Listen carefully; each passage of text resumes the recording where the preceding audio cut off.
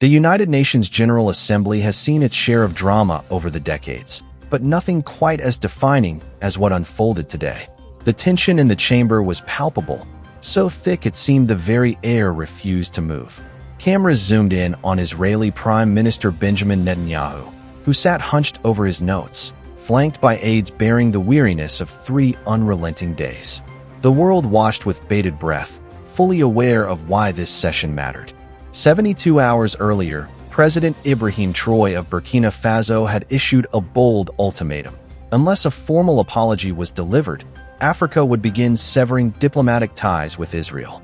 It was a move that was unapologetically assertive, unmistakably African, and impossible to ignore. Now, the clock had run out. As Netanyahu rose to speak, the chamber fell silent, not out of reverence, but in expectation. He appeared visibly changed. Gone was the confident, dismissive figure of prior weeks. In his place stood a man burdened by global scrutiny, cautious and cornered.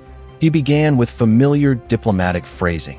To President Troy and the esteemed people of Burkina Faso, if there has been any misunderstanding or perception of insult, it was never my intention.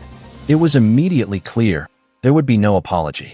What followed was nearly 4 minutes of vague statements about shared values and regional partnerships, an evasive address devoid of accountability, acknowledgement, or remorse. And then came the moment Netanyahu seemed to rely on as a lifeline.